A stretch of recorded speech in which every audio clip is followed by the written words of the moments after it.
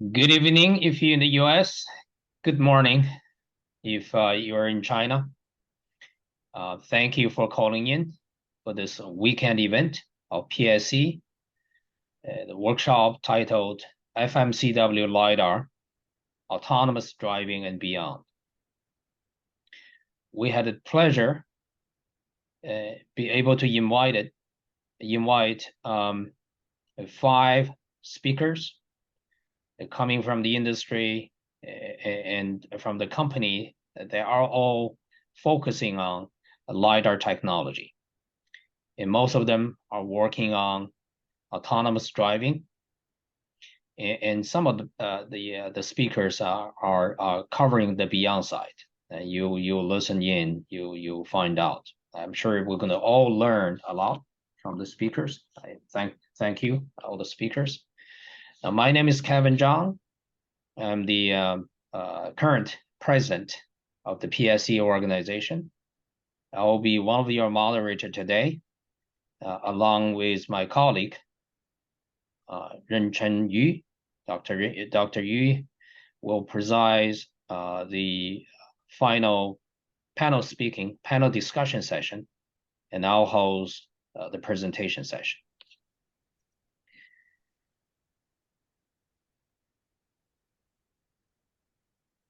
This is today's agenda. So I'll take a few minutes for an opening remark, and followed by 5 presentations. Each presentation will take 15 minutes. So speaker, you have all 15 minutes. And then after all the presentations, we'll have a 30 to 40 minutes panel discussion session. Before going to the presentation session, please allow me to introduce to you the PSC organization. So PSC is a non-profit organization that promotes friendship and collaboration among Chinese American engineers and scientists in the field of photonics so that they can enhance their professional and business contributions for better quality of life in a fast-changing world. The organization was founded actually 40 years ago by volunteers in the optics industry. And today is still so. All the executives and committee members are all volunteers from the industry. We organize at least 2 workshops a year, one of which is actually part of the OFC event coming up every early portion of the year. We provide these workshops to community for free of charge. We work very closely with OSA, Optica today, InfoStone, and CIOE to organize these events. We also established an annual Ting Yi Li Memorial Award to recognize outstanding research work of PhD students around the world. PSC is also sponsored by companies in the photonics industry and individuals. And here there are. This is a list of our sponsors. And for audience that if you are interested in become a sponsor, please go to our website and there's a specific link for it. A few notes for audience. During the session of the workshop, you are able to ask questions only by typing. So you use the Q&A tab to enter your questions during the presentation as well as the panel discussion. Your questions, we'll try to answer them, from the panel as much as we can. And we may also bring a couple of good questions to the panel discussion session at the end. The whole session is recorded, and the recording will be posted at our website at a later time. So for folks, if you miss a portion of the presentation, you can go back to our website and to look at watch the video. And however, the presentations are from presenters will not be shared. you can feel free to contact the speakers if you're interested. And it is up to them to share and their presentation or not.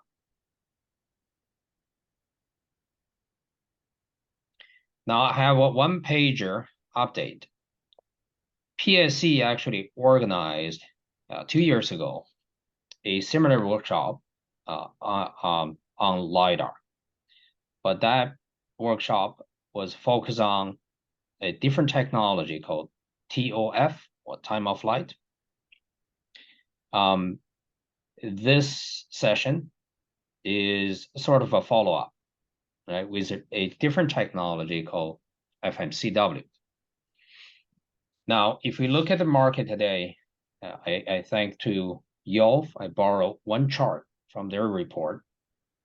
This is a capture of a LiDAR for a LiDAR market today, I mean this year for 2023. So Yolf estimated about 632,000 LiDARs was sold to the market this year. So this is a very, very significant, compared to 2 years ago, we're just talking. So now we got real applications, right, going into the field. And this field is growing very, very rapidly. So this is my rough estimate. Just according to those companies, is probably over $500 million revenue realized this year by the LiDAR companies. This is one chart. This is another chart. I summarized a few companies on top. You can see that their names. Those are public companies, and this is their stock performance. And this is capture a view of about 2 years, right? 2 years ago, several companies went public, sort of SPAC, and this is how their stock performing, right? So, and there's a lot of going on in the industry. Some of the company actually bankrupt, some company was sold, and some of the company are combined together. So there's lots of movement. So my message over here is the application is real of LiDAR. It is growing rapidly. However, the market is very skeptical over the survivability of the companies who are supplying LiDAR today. Right? So now today we got 5 speakers from a different technology. It is with a lot of expectations from the market, right? But under this note, let's see how they will show us in terms of the technology and in terms of their view of the market. So with that note, let me bring in the first speaker. Introduce the first speaker, Dr. Xiaochen Sun, co-founder and CTO of LumiWave. Dr. Sun possesses 20 years of experience in silicon photonics. His early adventure was acquired by leading telecom companies. Now today, LumiWave is again recognized as a tech unicorn. For the folks who doesn't know unicorn term, it is basically a future unicorn. Dr. Sun is also an adjunct professor at the Chinese Academy of Science. Dr. Sun, it's yours.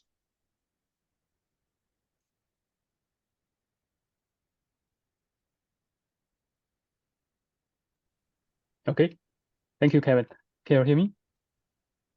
We can hear you. I have not seen your presentation yet. Let me share yet. my screen. Thank you. Can you see it?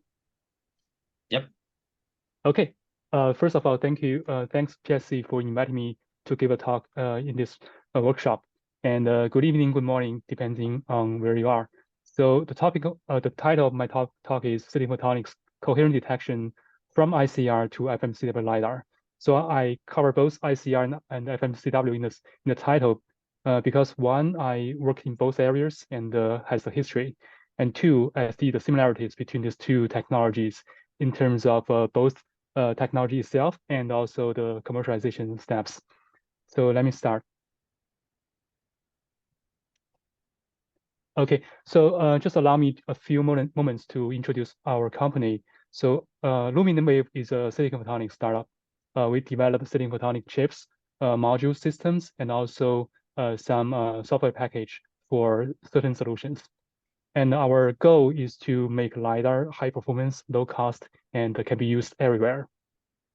So here's a brief portfolio. We have around 100 staff, headquartered in Hangzhou, China, and with 2 R&D centers in Xi'an and Los Angeles. So I've been working with 3 foundry partners for many years, and we have a strong R&D team and IP portfolio. It's been around about 5 years since our inception in 2019 in Hangzhou. And so during the 5 years, we have developed 3 generations of silicon photonics peaks for FMCW and the solid state scanning.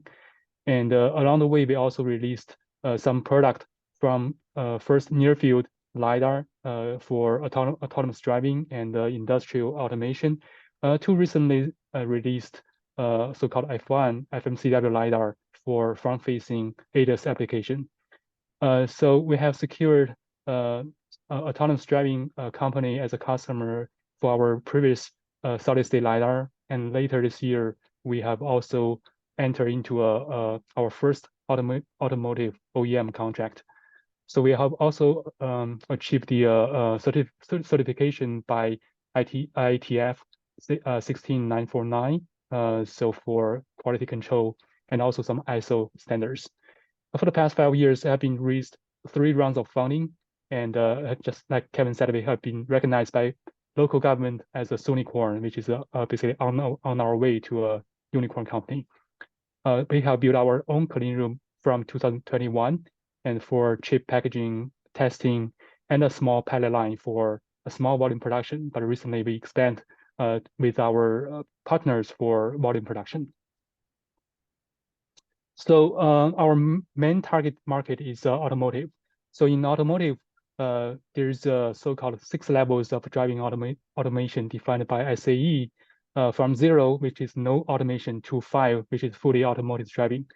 So in a very loose sense, you can see this one from 1 to 4 is feet-free, hands-free, eyes-free, mind-free. But I should emphasize this is a very loose definition. And for both practitioners and consumers, they not always agree with the definition of those levels. And in some cases, operational design domain, ODD, is a better way to describe the functionalities of the autonomous driving system.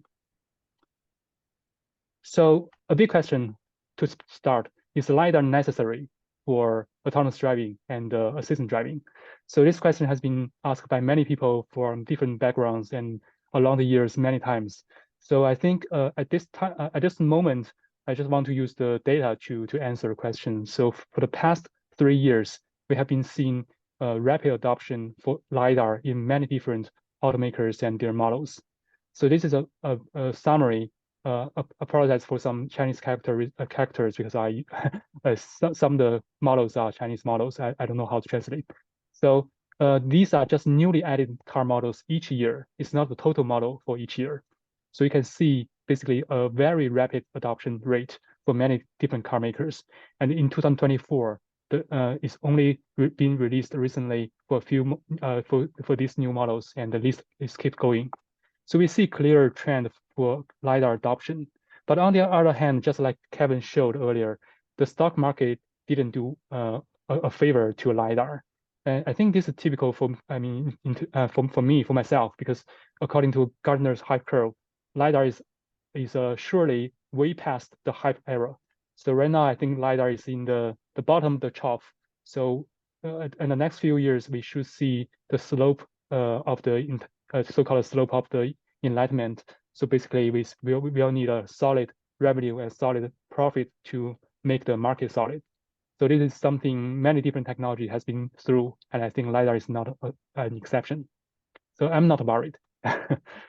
So let's talk about technology. So LiDAR is a sensor, so it's a sensing technology. So sensor is a key component of the LiDAR. So from the sensing technology, I summarize 4 different kinds of sensors, all the way from image sensor and ToF sensor, basically image sensor, which is 2D, to ToF sensor and SPAD sensor and FMCW sensor. So it's basically gradually going from 2D to 3D with the depth information added. And for FMCW, there's an additional dimension, which is a velocity. And in another sense, which is a time and space. So it can acquire from the sensor to construct more complex data. And in the data-driven world today, and more data means more functionalities and more precision for our models. So in terms of, on the other hand, in terms of data quality, the sensitivity has been approaching single photon, maybe a few photon sensitivity level for both SPET sensor and FMCW sensor, which I'll describe later. So, and for FMCW, there's another differentiator, which is the immunity to ambient noises, which is much, much stronger, much better than any other technologies is here. So among those technologies, the first three are so-called direct detection, and FMCW CW is based on coherent detection. And here is a simple comparison between direct detection and the coherent detection. Basically, in direct detection, it's a very straightforward. It just modulates the amplitude of the signal and receive. And it usually have a poor sensitivity.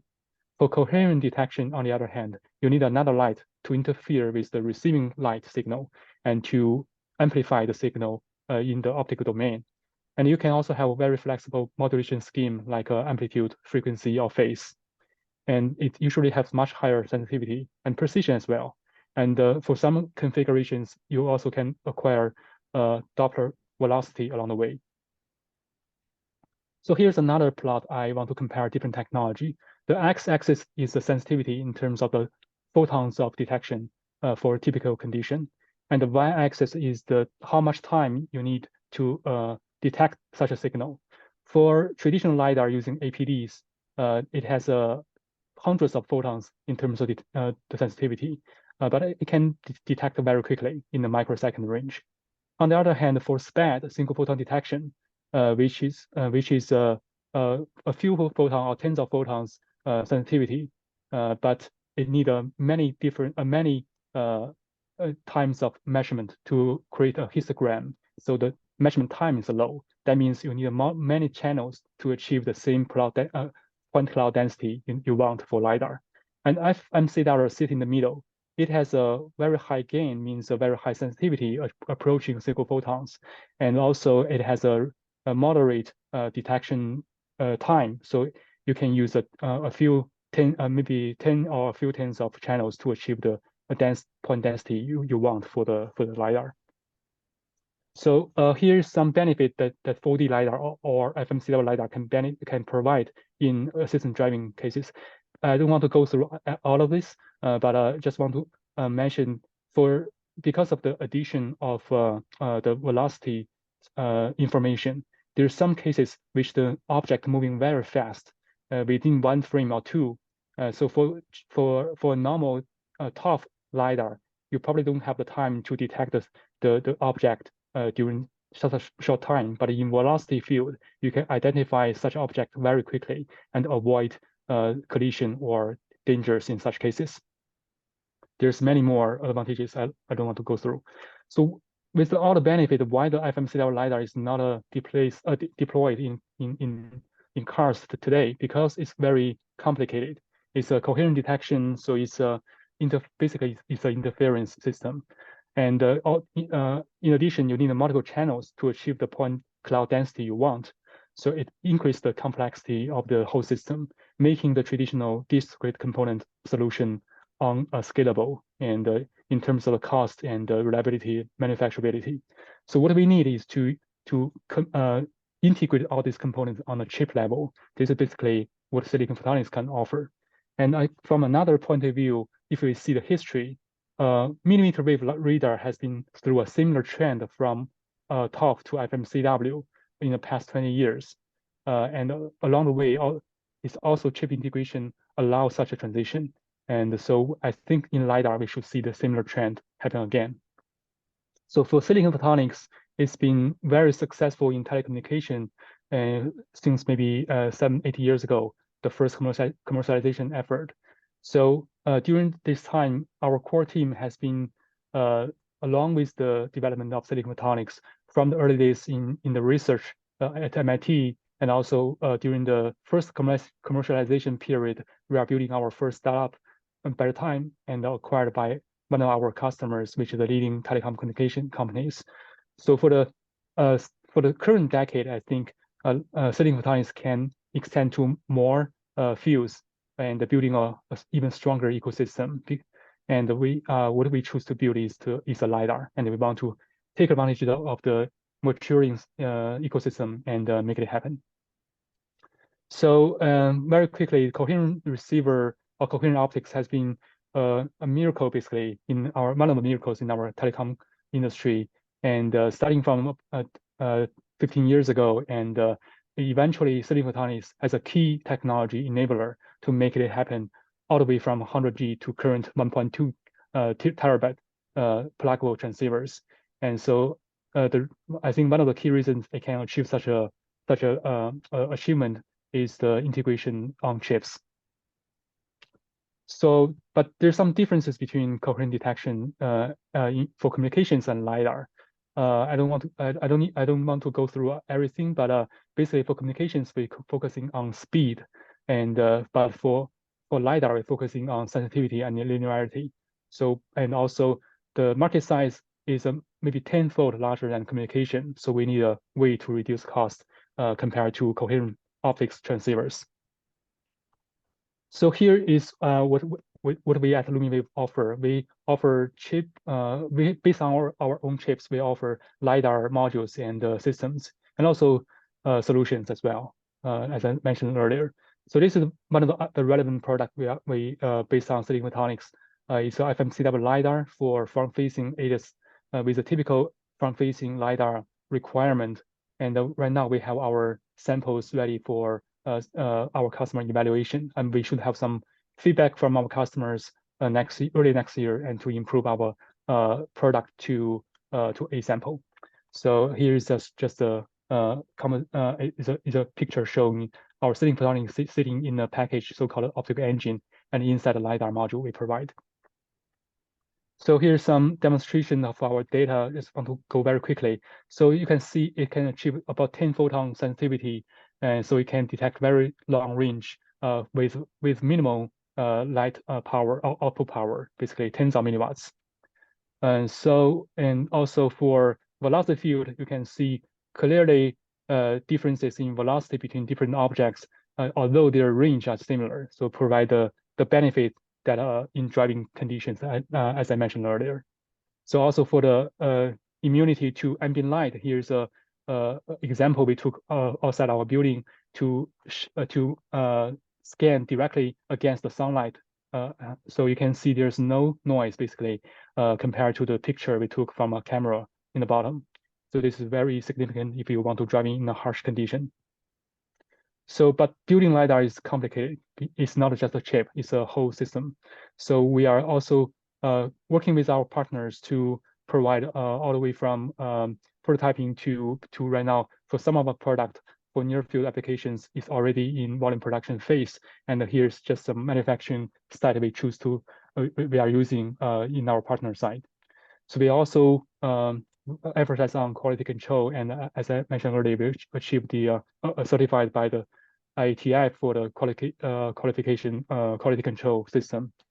And also we are doing internal and external reliability tests for all the way from eye safety to aging to vibration mechanics, environmental things. These all needed for LiDAR product equipped in automobile.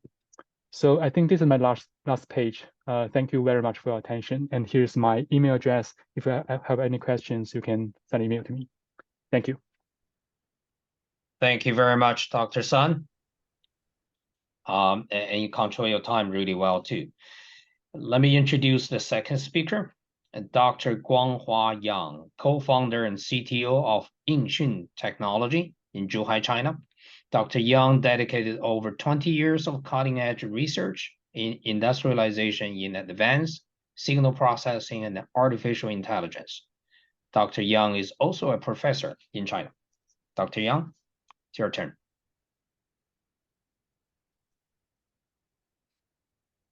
Just remind everybody that you can type in questions. Okay, thank you, Kevin. Can you see my screen? Yes. Yes, thank you.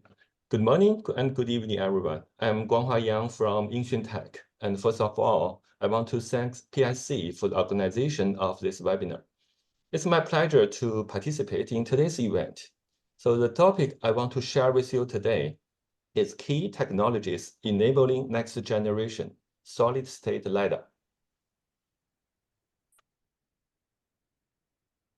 Okay. So this is the outline of my talk today. I'll first give you a brief overview of autonomous LiDAR, then introduce the key enabling technologies of the next generation LiDAR, which include FMCW, solid-state scanning, and the silicon photonics integration.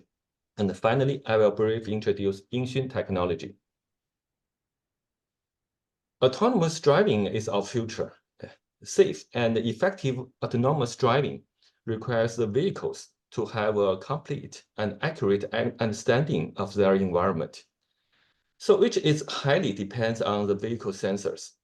As we know that different kind of sensors have different characteristics and limitations.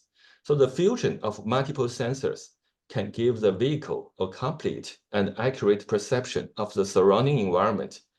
So sensor fusion is the key enabler for autonomous driving, and LiDAR is considered to be essential for autonomous vehicles at L3 or above levels. So from a technical perspective, LiDAR for autonomous driving mainly involves detection technology and scanning technology. So ToF and FMCW are the two major detection technologies.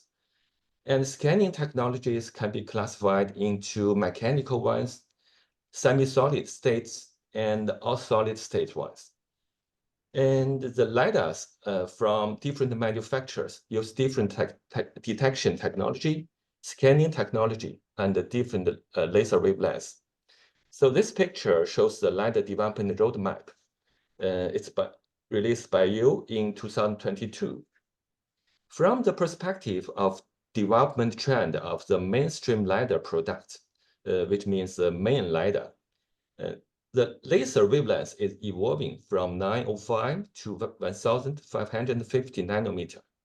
The detection technology is evolving from ToF to FMCW, and the scanning method is evolving from mechanical to semi-solid and then to the solid state scanning. And the LiDAR on chip is a very important trend which will eliminate the fibers and to lower the total cost of the LiDAR product. So for high performance and low cost are the two main requirements for autonomous LiDAR. For the performance part, as a main LiDAR for autonomous vehicles, it must be able to see far, clearly, and widely. So with a detection range over 300 meters, it must support high precision, high resolution ranging, and speed measurement, and has a wide FOV and must be reliable with no mechanical parts. As for the low cost, the current price of mainstream LiDAR is around $1,000. To achieve a higher penetration rate of LiDAR, it must be reduced to the level of $500 or even lower.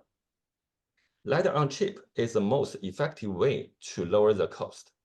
So, we think the silicon photonic FMCW solid-state LiDAR and can meet the critical requirements for high performance and low cost, and thus is the preferred solution for LiDAR that can be mass-produced and put on road at scale. And the core technologies it involves include FMCW, solid-state scanning, and silicon photonic integration. And let's take a closer look at these main key technologies. And ToF and FMCW are the two mainstream detection technologies. And ToF is simple and be used as the main detection ones for today's LiDAR products. FMCW has significant advantages compared to ToF. So FMCW exploits the coherent detection and can achieve a very high signal-to-noise ratio. With a high SNR, the detection distance of FMCW can easily reach 300 meters and human eye safety conditions. There are also some products on the market based on FMCW detection and can reach 500 meters or even thousands of meters. And coherent detection technology also brings excellent anti-interference performance. It's quite important. It can resist interference from ambient light, such as sunlight, scattered light. Especially can resist the mutual interference of other LiDARs. ToF can be easily interfered by such kind of ambient light and other LiDARs. If the penetration rate of LiDAR keep increasing, this problem will become more severe. So in addition, based on the Doppler principle, FMCW can measure the speed while measuring distance and obtain a high precision velocity information. It's why FMCW LiDAR also called 4D LiDAR. Right? Another advantage is that FMCW can be integrated into a chip through silicon photonics integration. It can significantly reduce costs and meet the requirements for mass production. Also, FMCW has so many advantages. It puts a high requirement on laser source. So the laser source needs to have narrow line width, wide tuning range, no mode hopping, support fast and linear frequency sweeping, and with a stable output power. We take some examples here.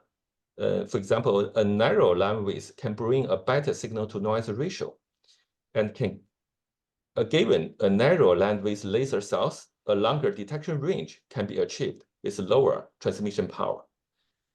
The frequency tuning range of the laser is also quite closely related to the measurement resolution. So the wider the tunable range, the higher the measurement resolution can be achieved. So FMCW detection also requires the light source is mode hop free and support highly linear, high-speed spectrum scan. At the same time, the output power of light source is expected to be stable with little fluctuations. Okay. And solid-state scanning is another enabling technology for the next generation solid-state LiDAR. From the perspective of scanning technology, traditional mechanical scanning cannot fulfill the durability requirement and are gradually being outdated. And semi-solid scanning, such as MEMS, rotating mirrors, are currently more common and be employed by LiDAR products more widely. Pure solid scanning is the future. It has no moving parts with high reliability and durability. Among the solid-state scanning technologies, flash cannot support a long-distance detection and cannot be used as a main LiDAR. OPA has attracted much attention in past few years.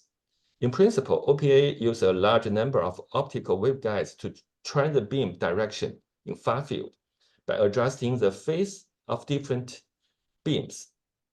OPA currently has many design and engineering issues need to be solved. And dispersion scanning is hot in recent years. The principle of dispersion scanning is also simple.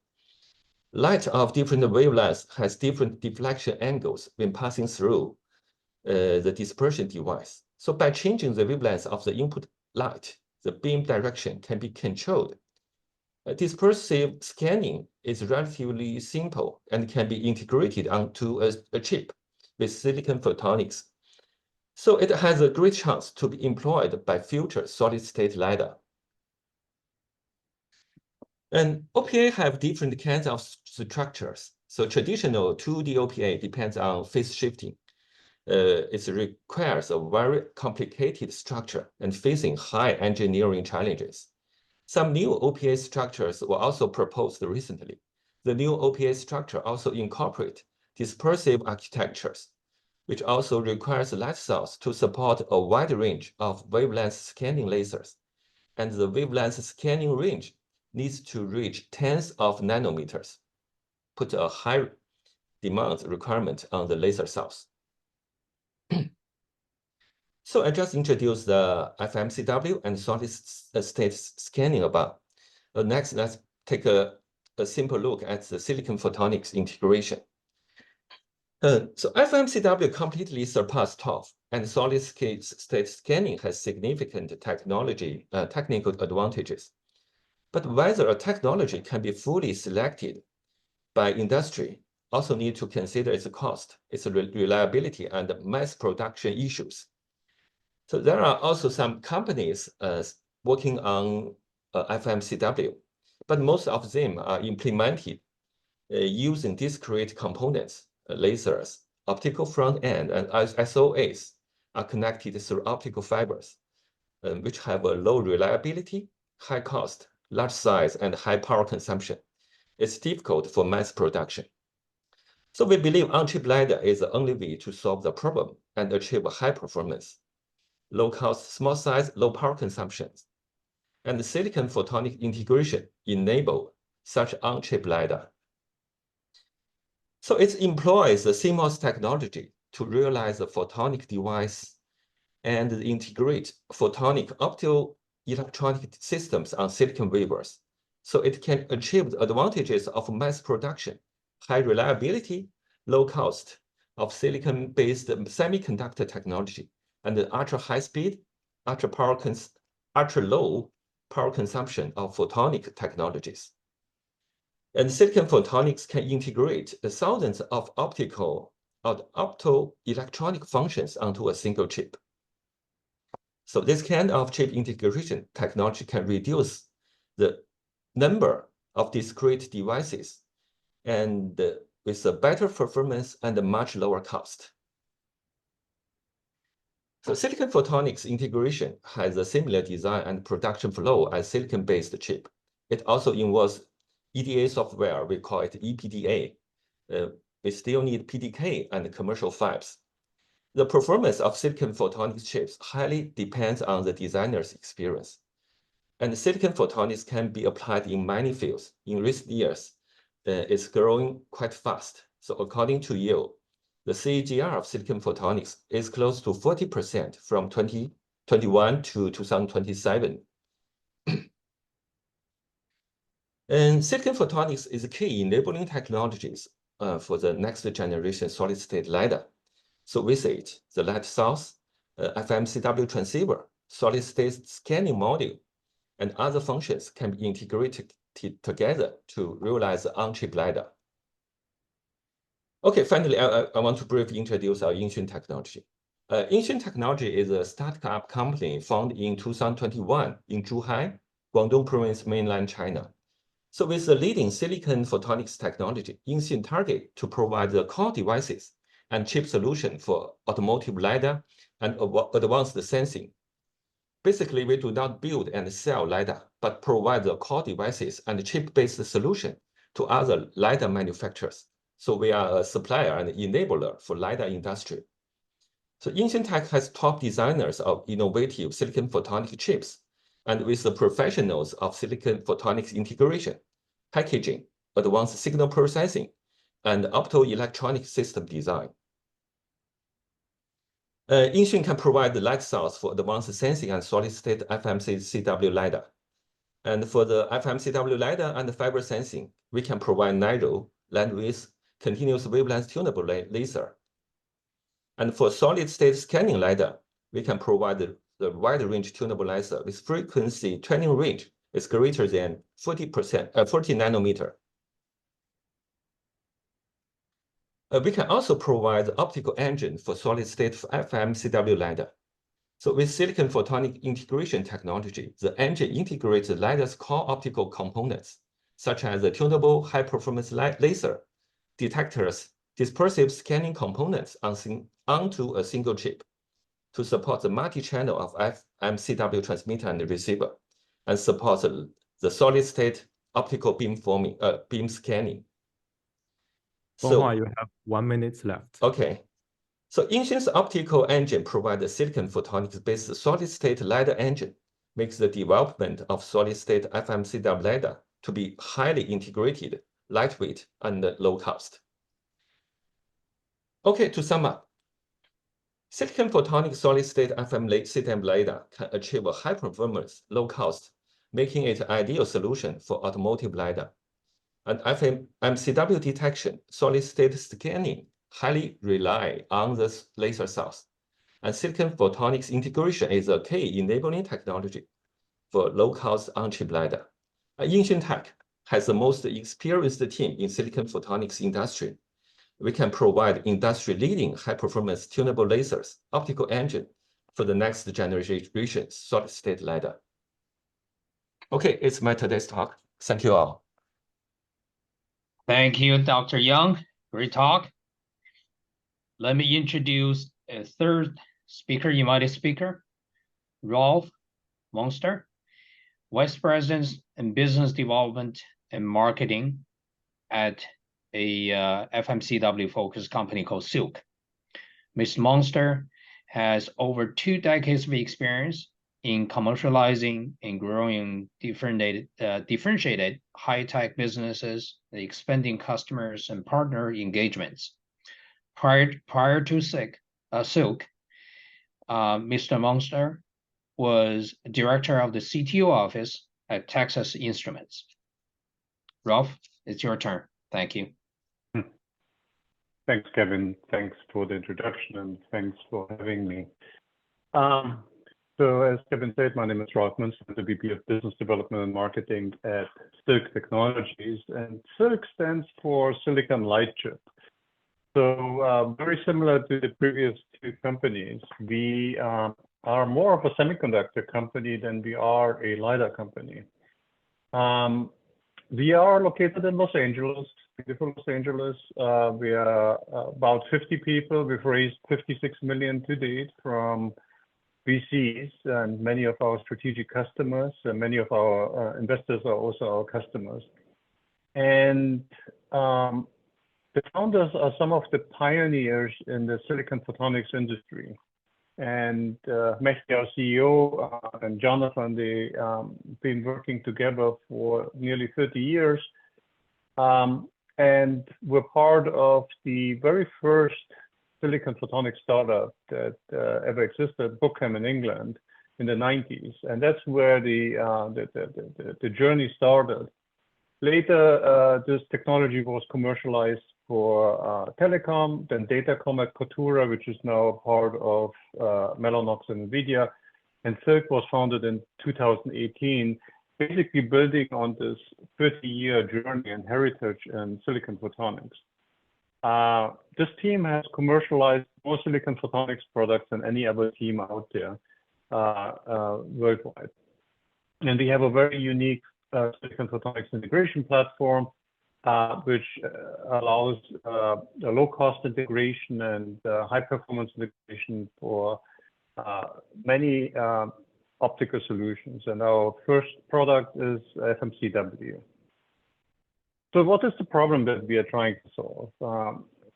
What we have today is in many of the developed countries, including China, we have an aging population, and particularly after COVID, we have few people that want to do physical work and labor.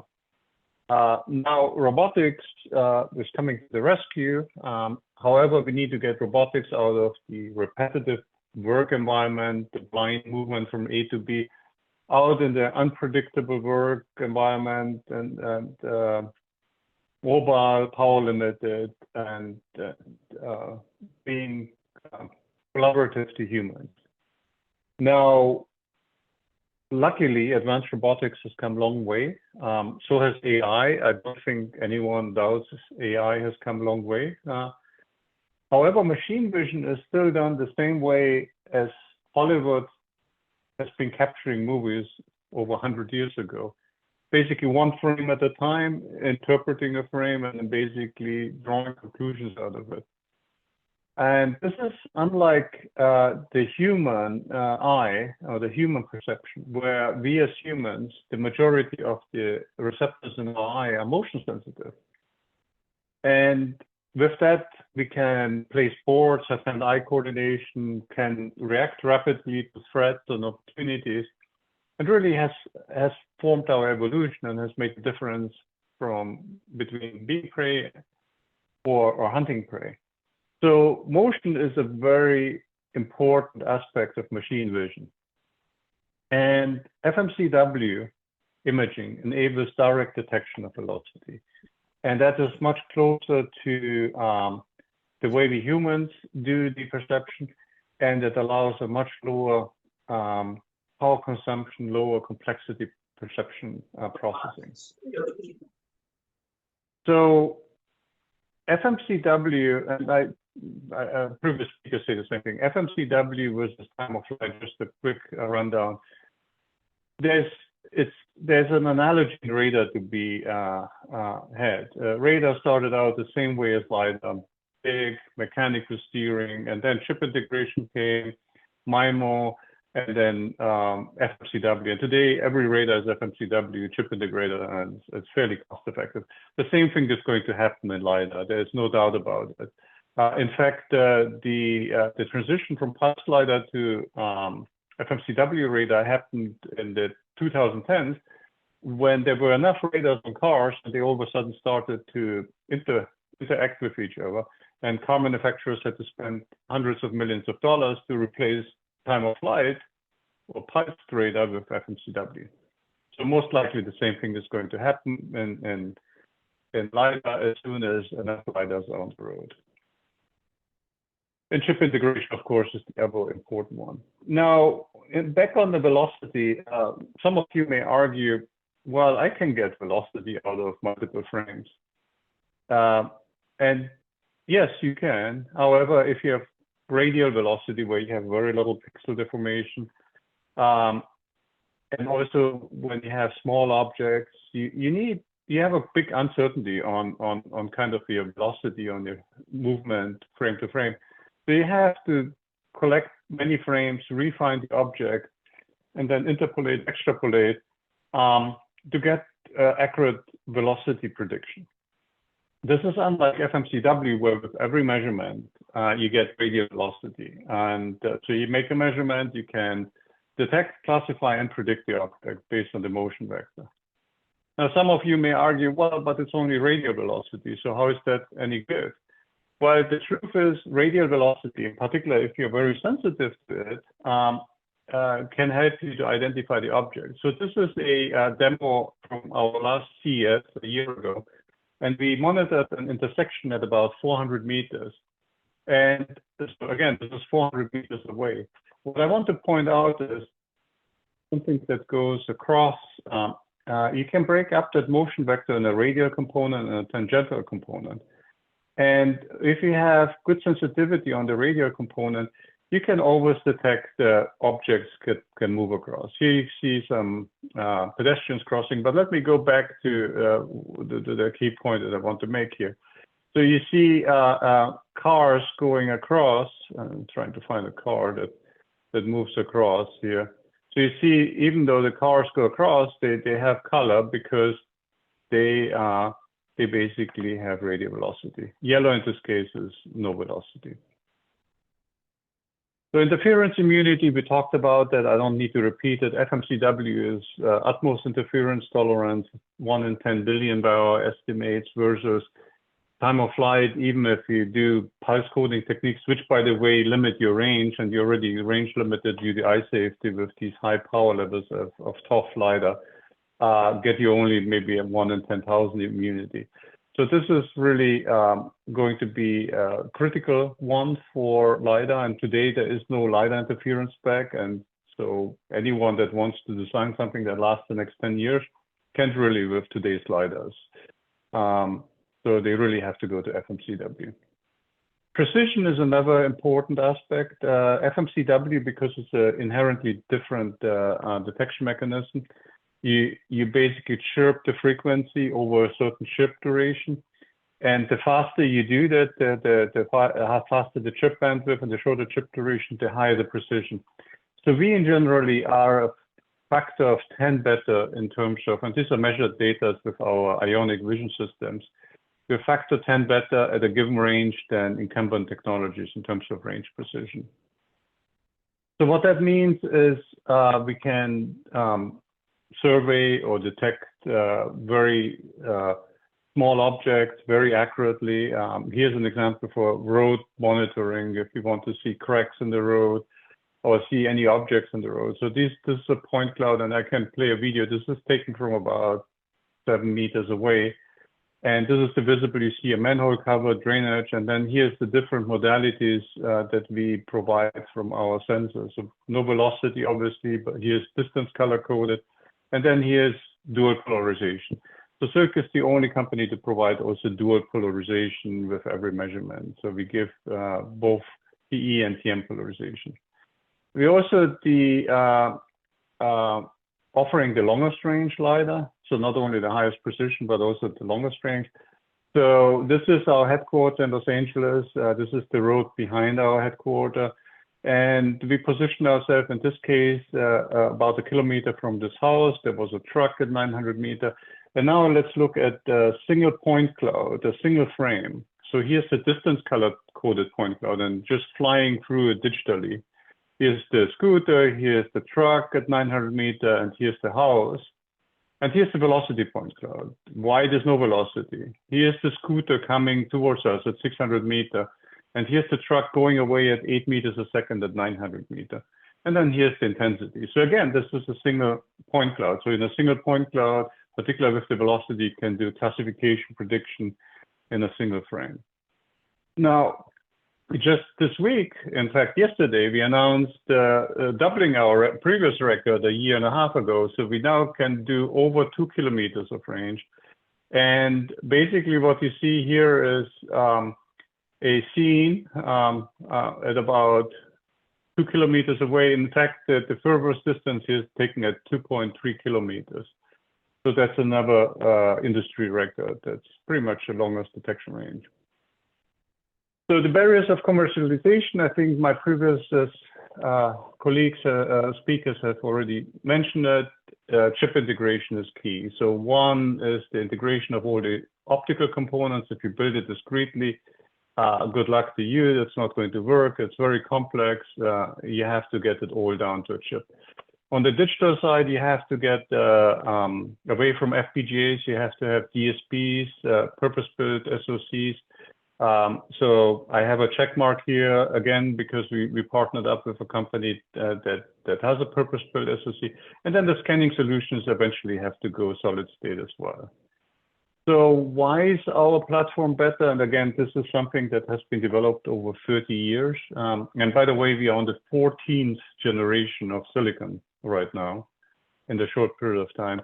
But we can do laser integration, SOA integration on silicon. We offer across 10 or so parameters that are very relevant for FMCW, 10 to 100 times better performance than what competitors have to offer. So for example, we can get up to 1 watt of power handling in our waveguides. We have 10x lower loss. We have 100x lower noise and crosstalk, 100x lower back reflection, and 10x higher saturation current for our detectors. So this has allowed us to build the industry's first chip-integrated FMCW LiDAR transceiver.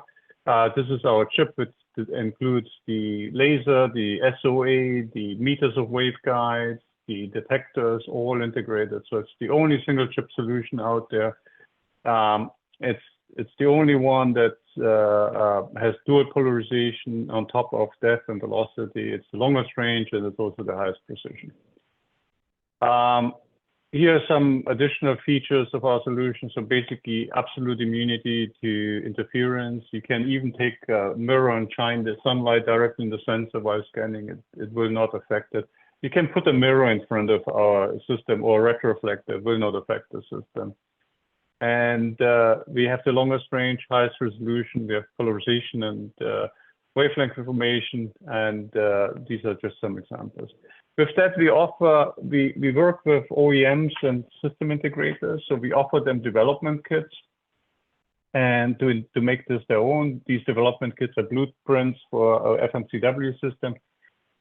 Since this is a very resource-intensive design and process, we work only with strategic partners. And since we are a small company, we can only work with so many strategic partners, but we align with partners in many of the verticals and usually they're leaders in their vertical. And so we have 4 different vision systems: a short range, mid range, long range, and ultra long range. Again, ultra long range goes kilometer beyond. Long range is 300 meter, 500 meter, mid range is 150 meter, and short range is for super high precision up to 50 meter.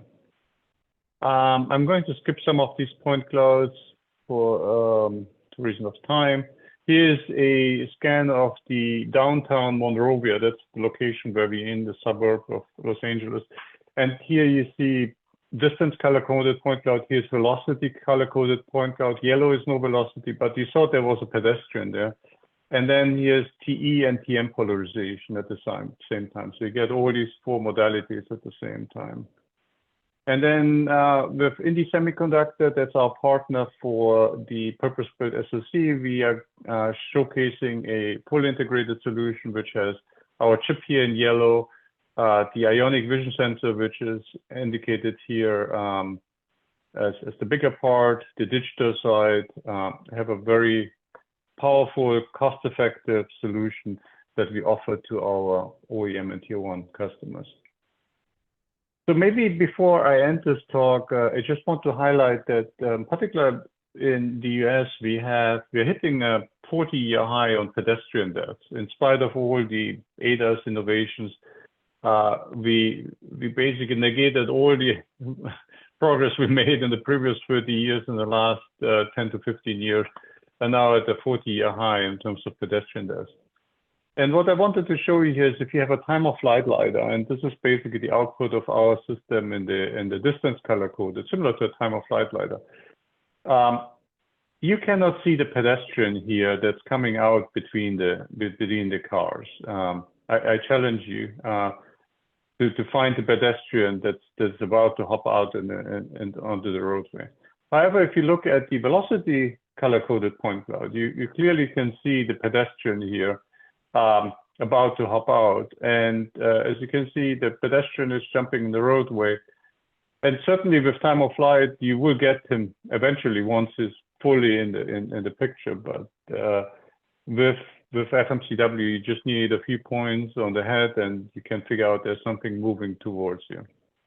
All right, so in terms of the conclusion and summary, we believe in automotive, coherent LiDAR is poised to follow the trajectory of radar, becoming the technology of choice. Integration is key, both in analog photonics and digital components in order to get the cost down. And with over 30 years of experience in silicon photonics, Silk offers a very unique silicon-based solution and manufacturing process. So if there's any interest in our early access program, please contact me. My email is here. So thank you. Well, Rolf, great presentations, especially those live videos. Thank you. We're running slightly behind, so let me move on. The next speaker, let me introduce Zhengli Xiao. So Zhengli is a technical director of an R&D center at Nanjing Mu Laser. Prior to Mu Laser, Mr. Xiao has years of experience in milliwave or microwave radars. Now he is responsible at his current position for signal processing, wind reconstruction algorithm, and wind LiDAR system design. Zhengli, it's your turn. Thank you. Thanks for the introduction, Kevin. I will share my slides. Can you see the slides normally? Yeah, we can see. Okay. Yes, as Kevin just mentioned, my name is Xiaozheng Li, currently working at Nanjing Mu Laser as the technical director. What I want to show next is a product that is maybe slightly different from the automotive LiDAR. It is a coherent detection LiDAR. So the topic of my speech is the wind LiDAR technology and applications. I will introduce it into 3 parts so that everyone can understand our wind LiDARs and the industries it serves. And finally, At the end, I may mention the development route of our wind LiDAR, which is in line with today's topic, FMCW technology. The first part, wind LiDARs and measurement principle. So why do we produce wind LiDARs? Here are the pinpoints they raised for us when we first came into contact with the wind power industry. First, in order to assess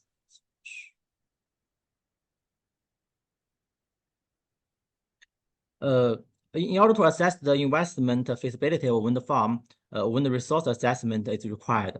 The most common method is to build a wind measuring tower. We call it the wind mast, and install wind cups and wind vanes at the required heights. There is no problem in doing this in most cases, especially in the early days when the height of wind turbines was limited and they are basically concentrated on the land. But with the enlargement of the wind turbines and the booming development of offshore wind power, the disadvantages of wind masts have become increasingly obvious. Here are listed 4 problems existing in the wind measurement, including tower collapse, accidents caused by freezing, long construction time, difficulties in land acquisition, high cost, and transportation difficulties, etc. Second, when the farm is built, each wind turbine will be equipped with a wind cup and wind vane on the top of the nacelle. It is used for your control of the wind turbine. However, the wind cup data is only single point data, and due to interference from the wake of the front impeller, the spatial and temporal resolution is poor, and the wind measurement data may lag behind the wind turbine control. So it cannot be used to achieve feed-forward control of a single wind turbine or the control of the whole wind farm, the full wind site. So in order to solve their pinpoints in the wind power field, we have developed our 4 types of wind LiDAR. That is the ground-based LiDAR, models B300, and the nacelle wind LiDAR, models NL200, 400, and 750. And the 3-dimensional scanning LiDAR, models 3-dimension, and the floating LiDAR, models NX5. Here are some photos of our wind LiDAR family. Next, I will introduce my company, Nanjing Mo Laser. We were founded in 2015. After 8 years of development, our company has developed 7 products for the wind power industry. 4 of them are the wind LiDARs. Other products like the Modus CL, it is a clearance LiDAR based on the time of flight principle, and the Modus FD blade load system based on the FBG technology, and the Modus NR, it is a nacelle inspection robot based on infrared and video technology. So in the past 8 years, we have actively expanded our business channels and have provided wind LiDARs and data services to many countries and regions around the world. We have provided customers with more than 10,000 sets of wind LiDARs, and the data services time exceeds 100 million hours. Let's back to our wind LiDAR technology. This is a schematic block diagram of our wind LiDAR system. The detection target of wind LiDAR is aerosol particles in the atmosphere, which is different from automotive LiDAR. At the transmitting part, we use neural line-based lasers and with the MOPA amplification structure, and use the AOMs to achieve modulation of optical pulses. And on the receiving part, we use balanced photoreceivers to achieve coherent reception of signals. And then we use the embedded processors to complete the signal and data processing. The wind reconstruction is also another difference from the automotive LiDAR. Normally, we assume the atmosphere is uniform like this picture, We can then obtain the wind vector at the center as a wind. So we can get the wind speed and the wind direction based on the measurements from more than three LiDAR beams.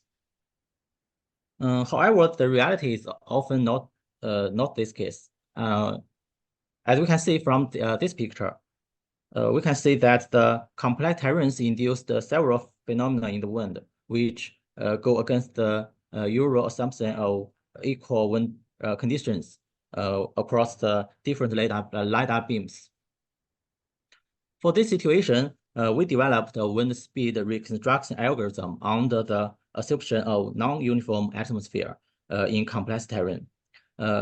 Simply put, it is divided into three steps. First step, we need to use the terrain data of the measurement location to discretize the surrounding area of the LiDAR into a three-dimension grid. And then we started to do the numerical simulation work with the CFD method to solve the NS equation and obtain steady-state simulation results.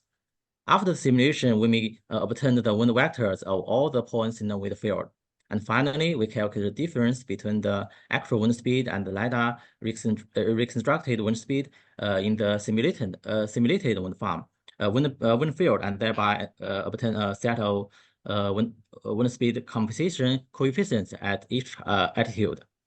And thus, we complete the reconstruction. So this is our wind LiDAR technology. And the second part is the applications of wind LiDARs. The table shows the application of our 4 wind LiDARs in the wind power industry.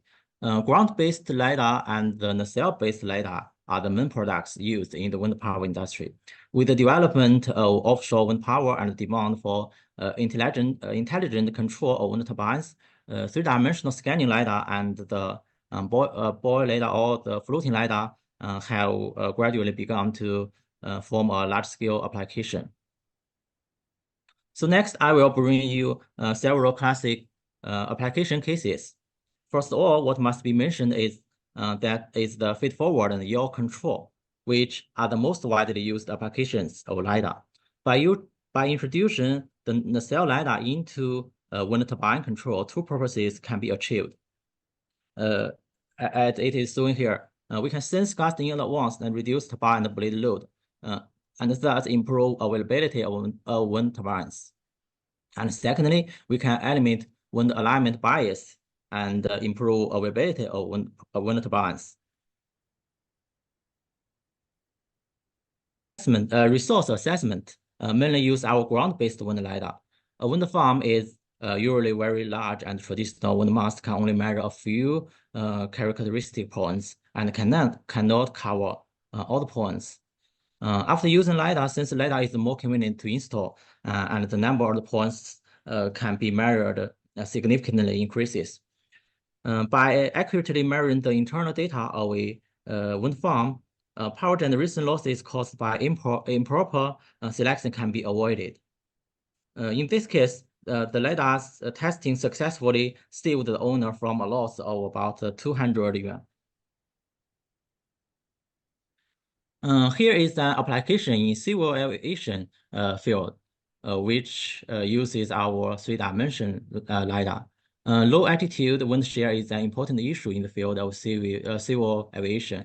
Many aircraft crashes are directly or indirectly related to the low latitude wind shear, load shear. As for the weak vortex monitoring, it is more about improving the efficiency of the airport.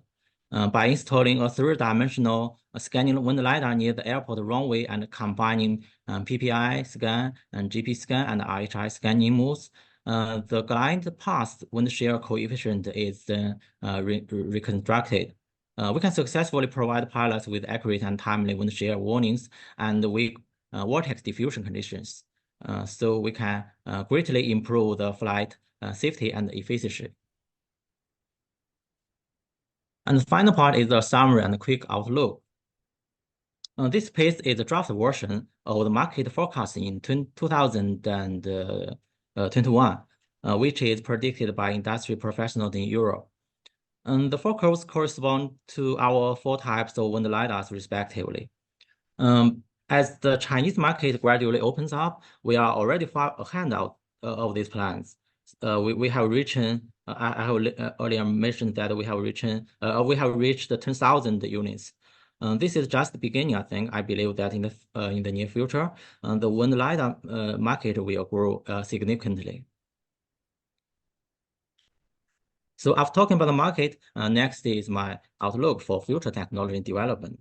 Here I quote a paper published by Manual in 2023 describing the results of atmospheric visibility measurement based on FMCW technology.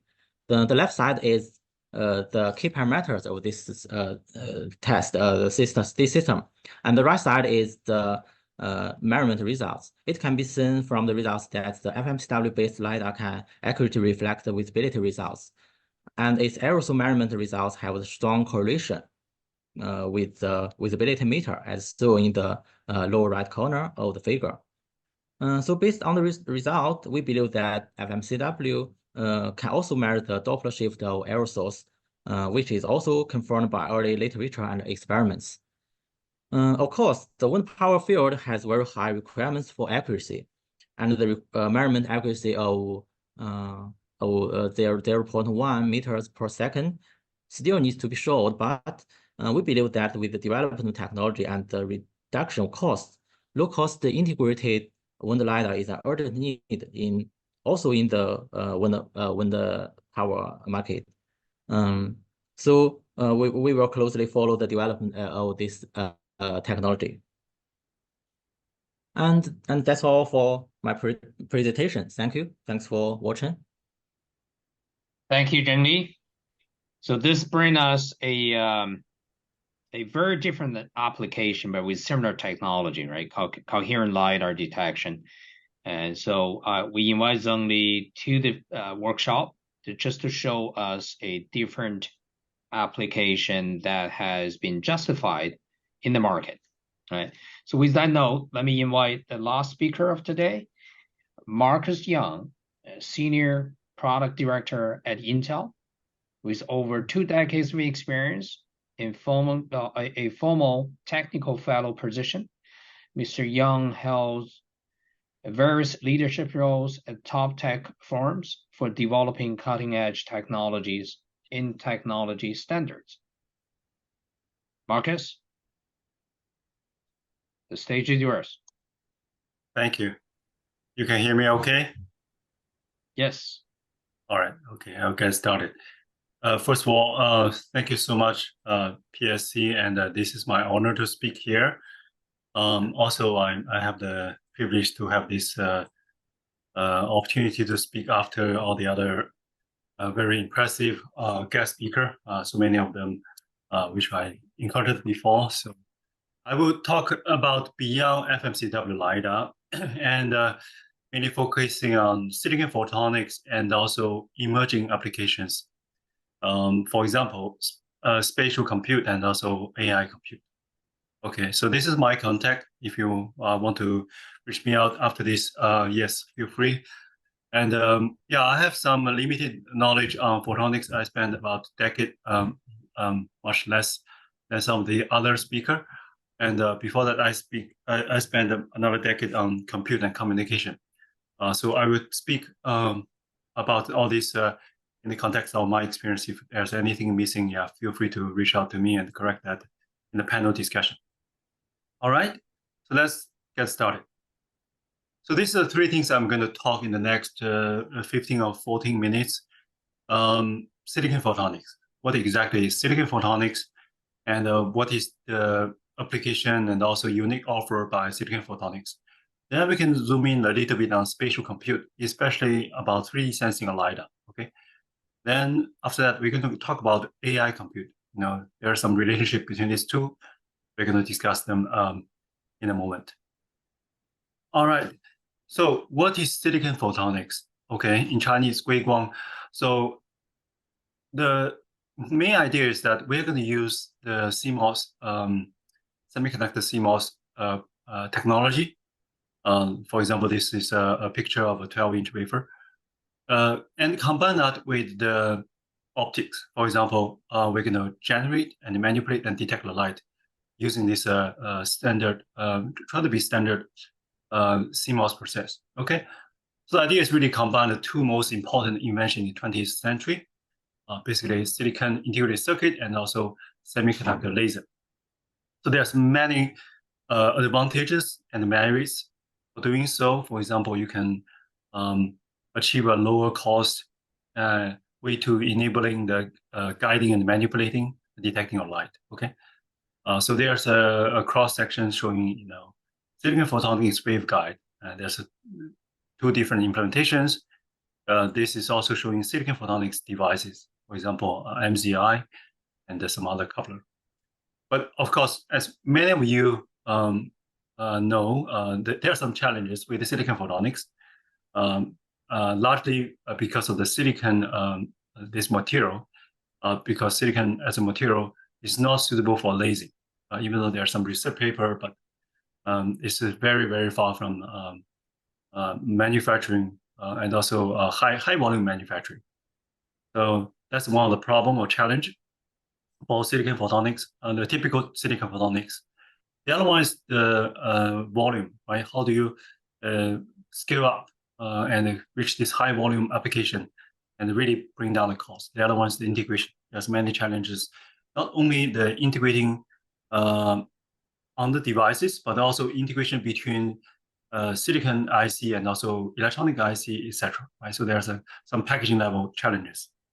Okay, so there's this one key page I want you to probably remember. This is one thing as an opportunity Intel can offer to the market.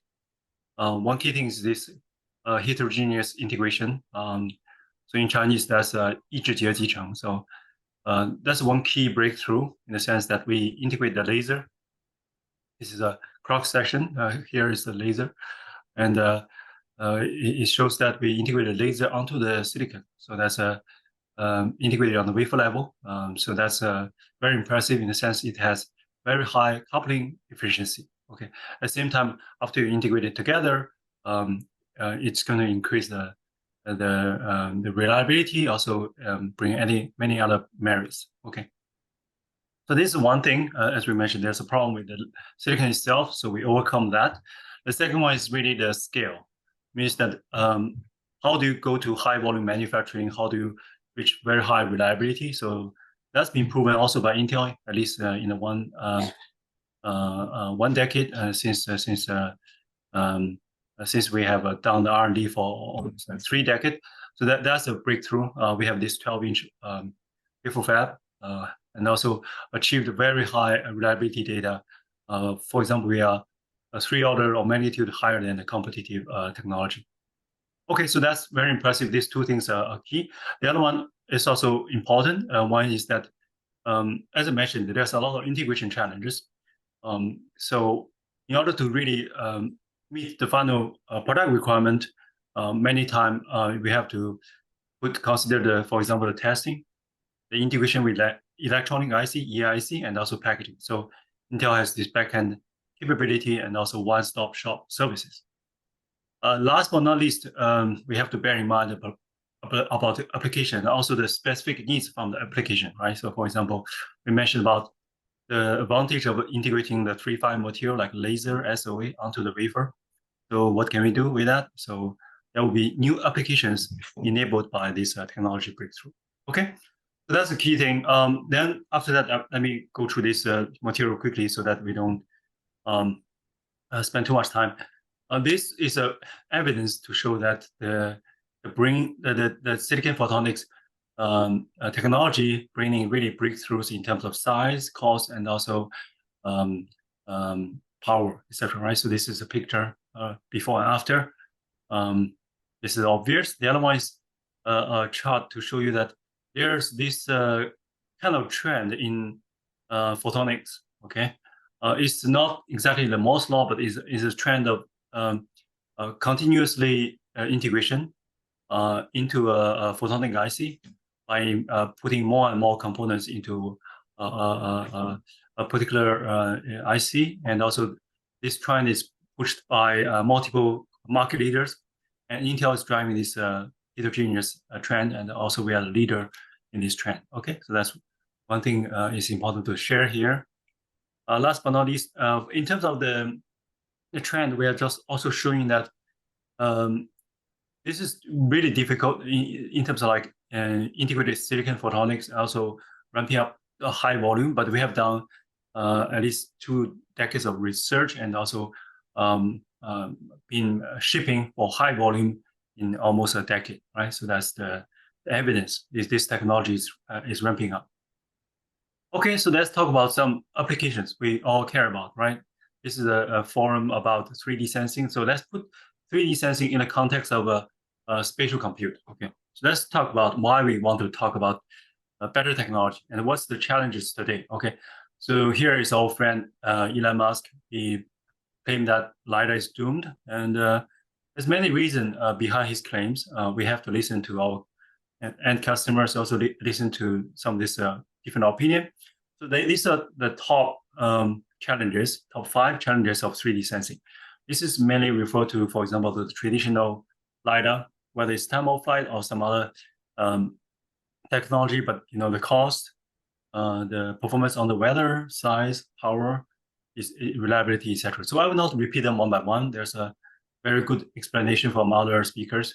So my key points here is just to echo all the good points from others, and also highlight this unique opportunity empowered by silicon photonics, because FMCW LiDAR can be implemented by discrete solutions, but in terms of viability, reliability, and also manufacturability, that's not a long-term solution. The true solution is really true integration, right? For example, integration improve the cost, improve the performance, improve the size, and reduce power, and of course, enable wafer level test so that you have better reliability. In addition to that, it improves the performance and provide the speed information. Okay, so I will go a bit faster here. You probably have seen some of this from other speaker. There was a picture, I think, showed by other speaker as well. This is the chip from Intel, and this is a picture from Mobileye CEO. We have a very high integration into that chip. So that's why they call it LiDAR on chip. And this is a comparison table from Mobileye in terms of FMCW LiDAR compared with time of flight. So I will not repeat this since other speaker has done a very good job on that. And what I want to show you here is really this is been demonstrated in multiple occasions, multiple places. For example, this is the most recent picture from Mobileye. They have demonstrated again is 2023 CES. So there's a video, you can check it out. Very impressive resolution, very impressive data for velocity. At the same time, Intel also showed our technology in OFC in this year, early this year. What we want to emphasize is the technology, especially focusing on the photonic IC. Here, this picture is showing you the velocity detection.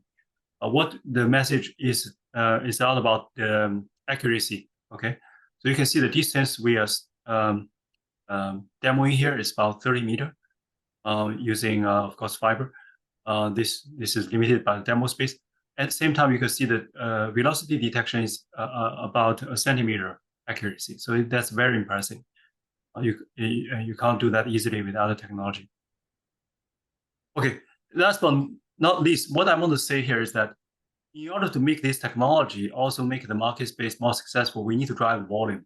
We need to think and out of the box and above beyond the automotive LiDAR. That's why I want to emphasize automotive LiDAR, especially level 4, 5 autonomous driving vehicle, is only one application. There's a lot of push to put LiDAR into ADAS, also a lot of push to put LiDAR in, for example, robotics and elsewhere. So yeah, as a technologist, as a product manager, I encourage all of us to think beyond just automotive LiDAR. In addition to that, I think it's very important for us to also think beyond just sensing, right? For example, spatial compute. In terms of spatial compute, we just talked about, for example, all these are automotive and also robotics driven. There are also many consumer use cases, so we need to be open-minded about that. In addition to that, there's also, for example, a use case for using silicon photonics for display, right? So I think the the sky is the limit. That's my key message for spatial computing. Okay, next one. Let's talk about even something more recent and probably relevant as well. So let's look at this picture. Okay, so this is the sensing big picture for autonomous car, or let's say just maybe even a level 2 or level 3 car. There's a huge number of cameras. There's a lot of LiDARs and the radars. At the same time, if you look at the just AR VR headset, the number of sensors is getting really very heavy in the sense, yeah. If you can look at some teardown, you'll be impressed how many sensors in just this very tiny goggles. So my key point is that there'll be a lot of more data collected, okay? Partially from LiDAR, partially from sensing. And a better compute architecture, better low power technology is required, right? So that's one of the other thing as a result from this LiDAR sensing, as from all this sensing in general, to push more compute, okay? In addition to that, I think there's, of course, a very obvious major trend, let's call this mega trend in the market. That's about AI. This large language model is really driving the semiconductor, driving this whole silicon photonics and the market forward. There's one big problem or big opportunity for all of us to think about. This is this LM model size increase. Every 4 months is going to double. Okay, this is a trend that's been there since 2018. Every 4 months is going to double. But in terms of technology, in terms of hardware, connectivity is not there. So we have a huge gap to bridge. Okay, partially because of the data we collected, also the compute power, this LM demands, right? So there's a new trend in terms of like the architecture. Architecture, for example, in terms of compute, the architecture is from centralized to disaggregate, right? So this is one new trend, and this requires the compute fabric to have this more flexible connectivity. Okay, which means that they need a 1 minute. Yeah, go ahead. Okay, yeah, I'll be very fast and very brief then. Okay, so there's a need for optical compute interconnect. So this is what Intel can offer using silicon photonics. Okay, thanks to the same technology I mentioned just now, we can achieve better bandwidth. Okay, 1 tera BPS and a longer reach and a very high short-range density, and also, of course, high energy efficiency, etc. There's a few key technology breakthrough we can talk later on in the panel discussion. Okay, so let me sum it up. In summary, we talked about silicon photonics and what are the problems silicon photonics can solve, and what are the unique things Intel can help the market. The other one, we talk about the applications, the emerging key applications around spatial compute and AI. Last but not least, the key thing is that if you want to talk about working together to co-develop these disruptive applications and also products, please feel free to reach out to me. Okay, again, thank you for the floor. Thank you for your time. Thanks a lot, Marcus. Great talks. That concludes our presentation session. Now I'm going to invite all speakers back for the panel discussion. And I'm also going to hand the moderator job to my colleague, Rangchen Yu, Dr. Yu. Hi, Kevin, thank you. Yeah, all the panelists, really appreciate great discussions. I think we have really good workshop today. So really appreciate your insights. So my name is Rangchen Yu. I'm just currently Senior VP of Sight Photonics, another silicon photonics company, and also past president for PSC, also doing a little bit of advertising. I'm heading up a chair role for a PSC Ting-Yi Lee Memorial Scholarship Award. So many of you may help to promote the message and participate. Check out our website. So let's start our panel discussions. I'm going to follow up with this question, actually Marcus mentioned earlier. So Elon Musk claimed no need for LiDAR. Certainly he strongly believes a combination of AI with lots of cameras can do the job. So maybe I can invite speakers here to chime in. Maybe start with Andy. Okay, sure. Yeah, it's a common question that people ask me a lot in the past few years. So it's an elephant in the room. So the way I look at this question is, well, I do believe with the power of artificial intelligence, basically neural networks, plus cameras can eventually achieve the level of a human capability to driving a car. But I think that our target can be higher to be drive safer than human can do. And you need more data and more modalities for doing that. This is one way of thinking of this. The other way is different automakers have different situations, different their budget or time to market pressure, and they do choose different technology paths to do things for the same goal. And you don't need to use the same means for the same goal. So, and taking the example for smartphone, for example, Apple and Android may have different technology paths for the same purpose, but they're all very successful. Yeah. How about Ralph? Yeah, I think Shoshan had a good point about humans are allowed to make mistakes. Machines are not. We've seen the recent scenario where Cruise had this little faux pas in San Francisco. It wasn't really their fault, but I mean, machines are being held to a different standard. So really can't make any mistakes. And then on top of that, Teslas currently keep crashing into stuff, into parked emergency vehicles and other things. So it's not like the Tesla with the current sensors is really working. I foresee that Elon Musk will change his mind.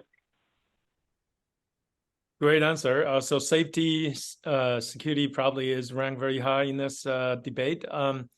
Is there a line to cross, or is there a line people kind of draw and say, hey, you had to pass this safety line, so that's why it become a must-have for LiDAR? I see it differently. If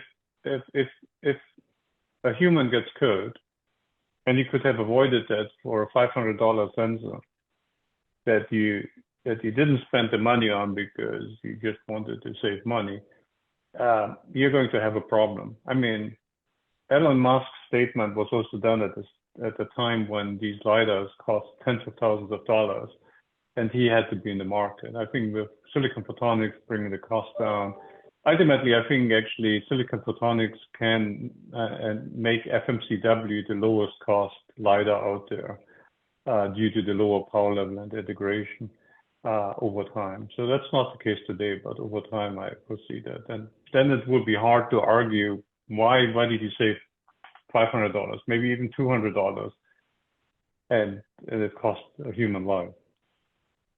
Okay, great. Appreciate it. Can I also ask Jen Lee to be on? I don't see his picture. Is he turning your video on, Jen Lee? Or maybe just me not seeing it. Okay. Oh, there you great. go. Great. Can I see this video? Yeah, I got it. Yeah, so I think Guangchang, oh, sorry.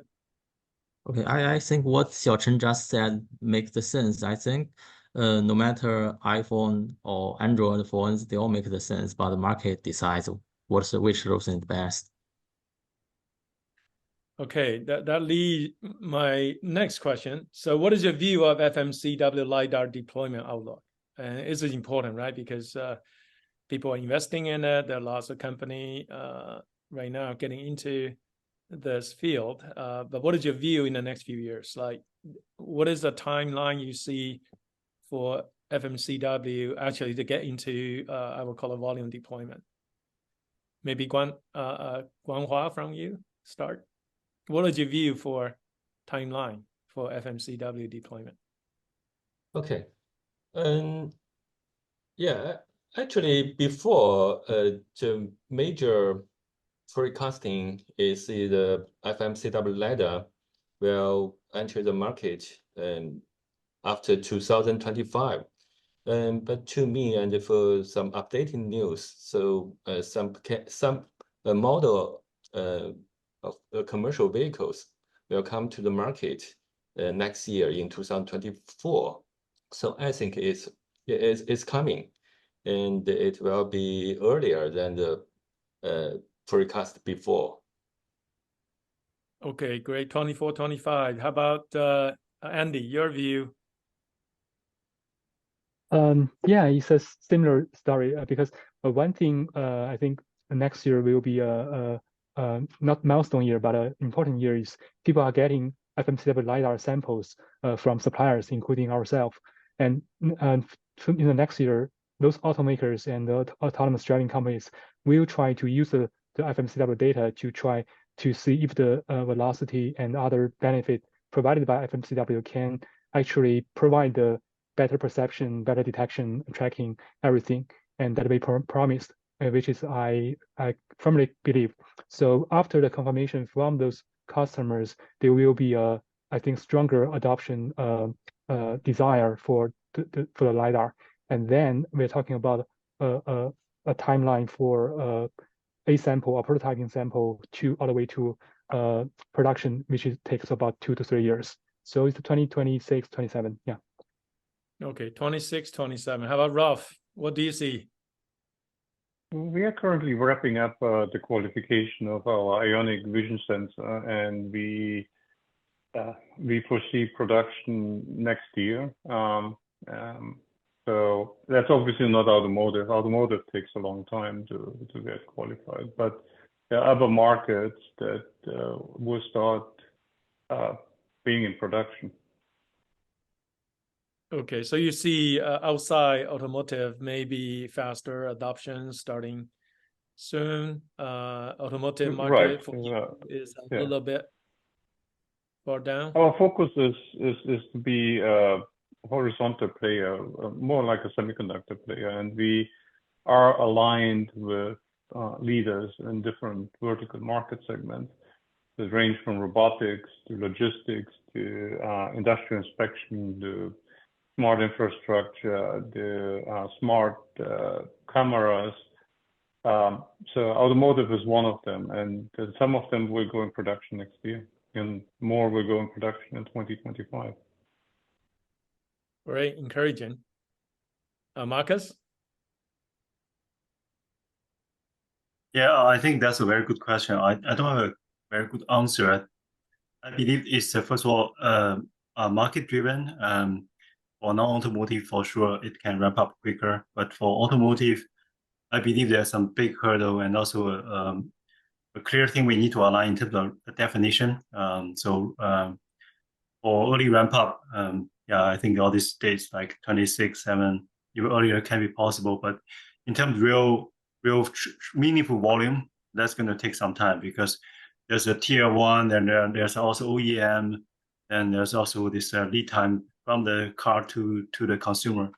Yeah, so I think that's highly depending on the, for example, the L3 regulation, also depending on this pipeline, right? Right. Also, that's interesting. I think even on the panelists here, there's I would say China market dynamics and then US rest of the market dynamics. I think that's interesting to also get your view from the panelists, because you probably do play in these very different market and dynamics. So that's another question for you to chime in. What is your view? See this China e-car seem to go gunbuster in the recent years, like almost a race to get LiDAR in their cars. But on the other side, the US market seems to be a little bit slower. So maybe chiming in that view from sort of more different countries kind of dynamics. Andy? Yeah, sure. I think China has a unique position because in the US there's one Tesla, just one Tesla, and in China they may be 4, 5, 6, and there's more coming. And some of them will surely becomes less relevant in the future years, but many of them, but a few of them will, I think, will be successful. And one unique advantage is the supply chain. China has a whole supply chain for for automakers, and also has the biggest battery suppliers in the world. So that all support a very healthy ecosystem for a fast ramp up for EV makers. And the reason I'm talking about EV, because EV makers are most likely to try new technologies like LiDAR, and because they have the pressure to differentiate themselves from the traditional OEMs by the so-called intelligent driving system, and LiDAR is a bigger part of it. So I think China has a very big potential and a quick ramp up. But the rest of the world, I think, will follow the similar trend. Traditional OEMs will go maybe slower and more conservatively, but eventually the same thing will happen in the rest of the world. Okay, Ralph, how about from your point of view? Do you play in China market at all, or how do you see different market dynamics? Right. We minimize our exposure to China at this point, but what I see in China happening is a quick adoption of first generation LiDAR and like time of flight. And I think maybe some of the European OEMs, they still remember the disaster with the pulsed radar, and they had to recall. So maybe there's more memory of that. They're waiting for FMCW than there's maybe in China. Okay, Guanghua. Okay, so I think China is normally more tolerant of the new technologies and the new product. And I guess the first commercial vehicle equipped with FMCW LiDAR may be appeared in China first. Okay. Generally, I don't want to miss the wing LiDAR application. So how about you see China versus others part of the world in terms of wind LiDAR, other non-auto applications? I'm more familiar with the wind LiDAR. In Europe, they first designed and developed the wind LiDAR. But when we do the marketing sense, I think China is more potential for the Europe market. So I think China may actually more tolerant to the new technologies, and they may give you the chance to verify the technology, maybe. Okay, look like very strong favors adoption speed for China. Marcus, Intel is like a global conglomerate, many footprint in China and US. What's your view there?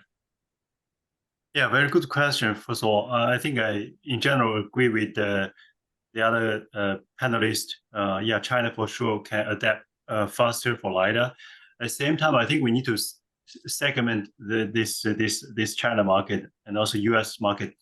One key thing to segment for China market is there's let's call this mainstream and also higher end, right? If we put in the context of FMCW, as FMCW LiDAR, I mean, we need to be very honest to ourselves, it's still more costly than the tier 1, right? That's one of the hurdles we need to jump over to compete on the mainstream. So higher end, longer range, for sure, FMCW have a niche. But in terms of mainstream, I think most of the volume is on TOF. That's the reality. And also the other reality is that once the Chinese OEM start to compete, very often this is the price war, right? So then they were like, okay, I want to have that stick. I have a LiDAR, right? The consumer don't know whether it's FMCW whatsoever. I have to take. So then they will press on the supplier for LiDAR to get the lowest price. So that's just the challenge in terms of LiDAR reality in China. So this is China. Then for international, I think also there's two different big group we need to monitor. One is Europe, the other one is US. I think the Europe one is very conservative. There's a lot of regulation, heavily regulated. So that market, of course, is maybe the most difficult, challenging for LiDAR to penetrate. But there's also market leader like Volvo, right? If we go back to the Elon Musk story, Volvo, I think they have this most recent commercial. They said something like that. Elon Musk, to save money, not to install LiDAR. Volvo, we install LiDAR to save lives, right? So there's always exceptions. Yeah. Okay, great. Yeah, thanks for the answer. Many of you actually do come from, I would call it optical communication in general, because that's where, a lot of these, I would call it, starting technology has been developed and even applied. So it's interesting to contrast between optical communication and LiDAR industry. So there's actually a few things to look at. In your opinion, compared to optical communication industry, I think it's been around for maybe 20 plus years. Where do you think we are in the life cycle of that? So this is actually come back to Andy's early observation, like this is, go through this troughs now and going back again. What year do you think we are equivalent to optical communications? Yeah, I mean, different industry may have different trend, but in general, I think because I was too young to experience the telecom bubble. I was in college during that time, but I guess during the telecom bubble, a lot of optics companies failed, and but the survivors became the key players in today's market. I think right now we are probably in that trough and waiting for the recover. Great, that's optimistic view there.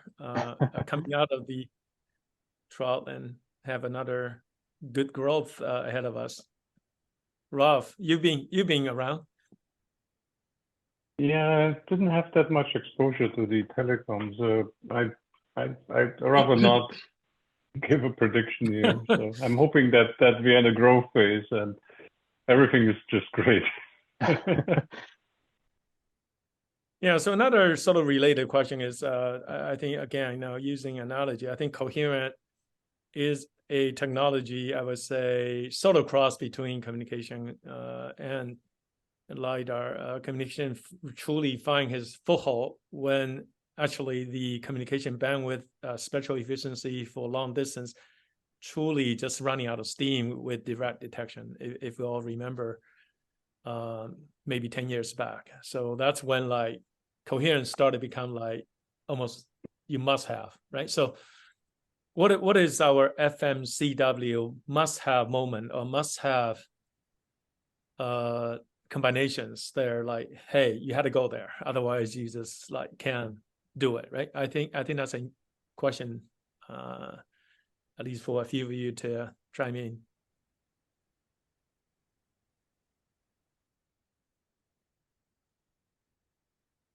Well, for FMCW, I think the key is to do the integration because it's much more complex than time of flight. So chip integration, silicon photonics is, I think, a must-have. Otherwise, doesn't make sense.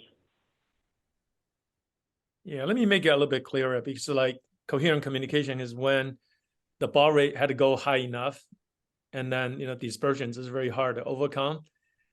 And then, for communication, spectral efficiency just running out of steam if you continue to use direct detection with low speed. So there's a combination there, like people had to cross. That's when communication, let's go coherent, when you actually had to go, beyond, say, 80 kilometers. Is there such a cross point for FMCW and LiDAR? That's my question. So maybe Andy, you can answer that question.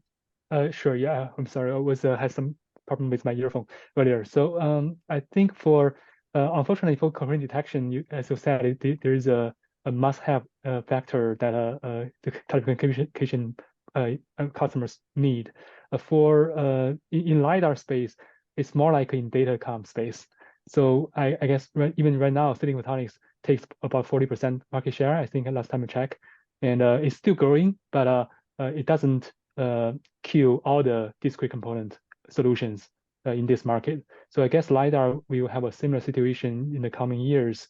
ToF as a discrete component way of doing LiDAR will still exist, and FMCW based on silicon photonics will coexist for a long time. But in terms of the differentiation, I think, like I said earlier, velocity field will be something that from a perception performance point of view will be a differentiator. And I think based on that, if the result, because right now FMCW is waiting for the ecosystem to acknowledge the value of the velocity field, because a lot of existing algorithms based on current technology and does not use the velocity at all. Even they are using FMCW for now, and they're only using the range instead of the range plus the velocity. And the industry is waiting for the demonstration of the usefulness for velocity. And that's why I think next year will be some key year for FMCW to really expose its value to the wider audience. Yeah. Okay. Guanghua, you want to chime in? Yeah. I think one of the angles is there, I mean, earlier we talked about safety, right? Is there a safety factor here like become must-have? So you had to achieve 99.999 FMCW, the only way to do it. Is there such moment, like if you people truly value certain very critical, features and that make it become valuable and must-have, and even though you had to pay a price for it, right? That'll be sort of the angle I'm looking at. Guanghua, you have anything to add there? Yeah, I think quite important merit of FMCW is robust against the interference. And I think it's a major shortcoming of ToF. And nowadays, the penetration rate of ToF LiDAR is even less than 1% of all the commercial vehicles. So the problem of interference is not so severe. But with the penetration rate keep raising, and there will be more vehicles have LiDAR equipped, right? So if all the LiDARs are based on ToF technologies, they will be interfered with each other, will make the other vehicles LiDAR be bland, so it's no use. So at this point, I think the FMCW's advantage will be more, very important to us. And so I think technically, from the perspective of technology, I think FMCW definitely is better. So the point is, how can we to lower the cost as quickly as possible? Yeah, I do see a little bit disconnect of, I guess, our technical people speaking, advantage and, velocity and 4D detection, etc. How do we translate that to consumers? Like, consumer need to understand what is you actually offer significant value. Like I said, if you tell them, you're going to have 1 out of 100 get killed, or versus 1 out of 1,000,000 chance get killed. I think that's a language people can understand.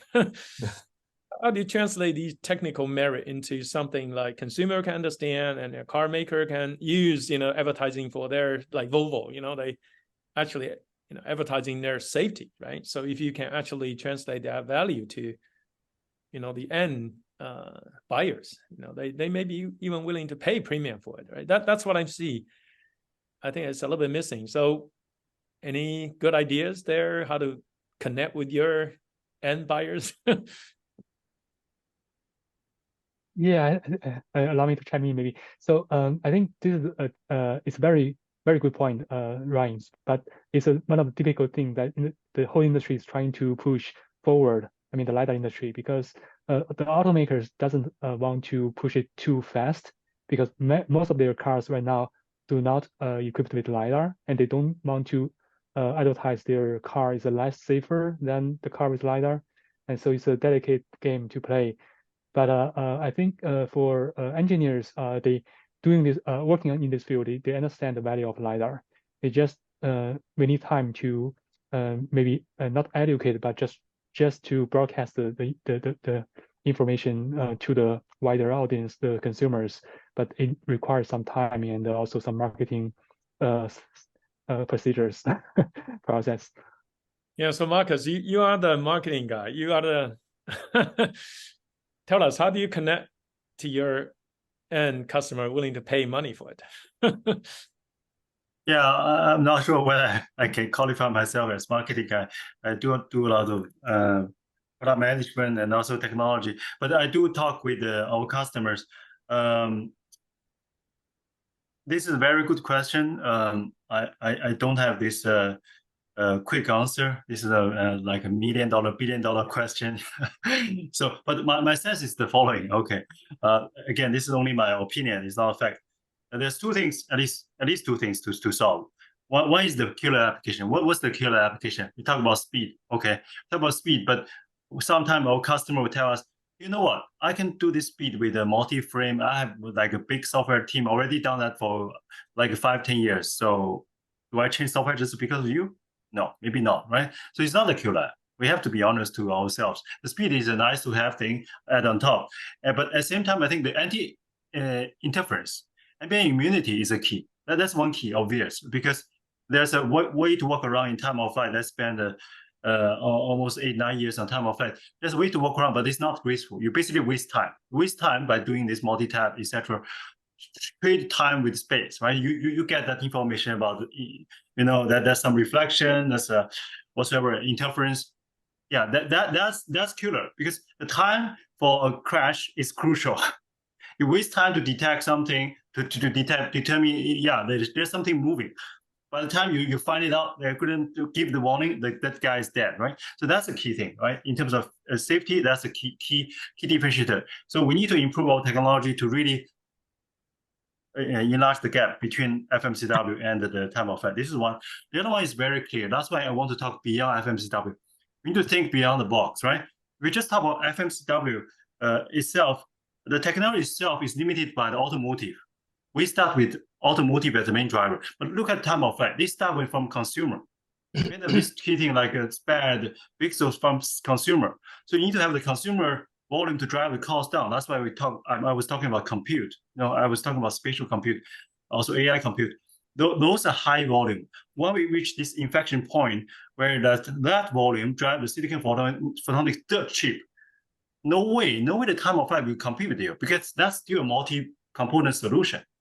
Now I integrate everything into one tiny chip, LiDAR on chip, right? So can you compete with me, right? No way. Size, power, cost, you know, no way, right? So longer term we will win, but we have to keep that faith and keep that patient. Great. I think that's my 2 cents. Yeah. That's where must-have comes in. I think that's interesting. Yeah, just to add to this, and I agree with Marcus. I mean, we are focusing so much on automotive, where this whole use case of autonomous driving is still being sold to consumers as a must-have. But if you look at like the Apple LiDAR right on the back, it's 1 centimeter precision. You can't really use it to measure your house or the architecture. So with FMCW, you can push the precision down by 10x. And I mean, I have many use cases in logistics and robotics where people say, wow, it can get millimeter precision from a distance. I want that. And it's just a game changer.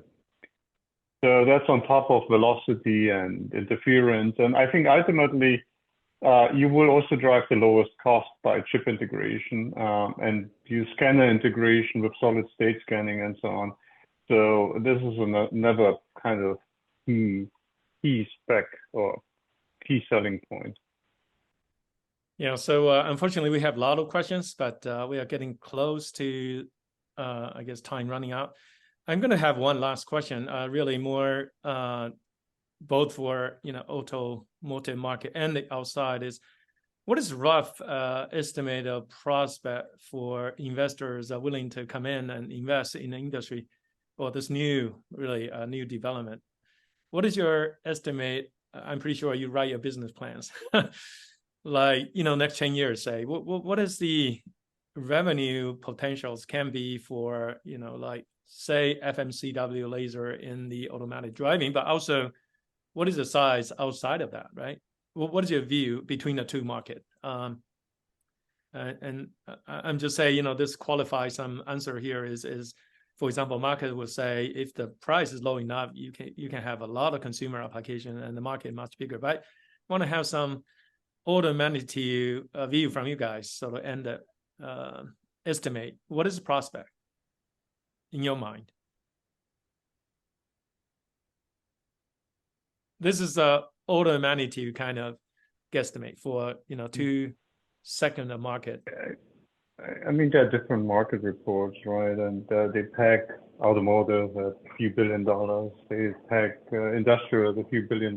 They peg defense at a certain number, smart infrastructure. So, and that's mostly for 3D sensing. So if you assume that FMCW gradually will be part or grow in this 3D sensing, it's 50 getting the same numbers as a percentage. So over time, FMCW will grab some of that share, and maybe over time even the lion's share.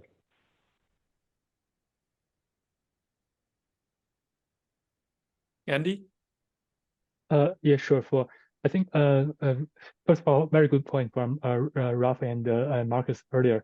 So for automotive, which we are primarily working on, is a kind of well-established market with about 100 million cars and for consumer and commercial use every year. And so I think from different market research, you can expect in 10 years, there will be maybe more than 20% of them have a L2 plus level of autonomy. That means those are the addressable market for LiDAR with 1 to 2 LiDARs per car maybe. And so you can, based on that calculation, you can add a few $100s for price. You can expect about multiple $1 billion, maybe more than $10 billion, which is a sizable market. And also, I think comparable to optical communication transceiver modules. And beyond that, like Marcus and Ralph said, industrial automation and even consumer space, they will have some more potentials for a LiDAR sensor to grow.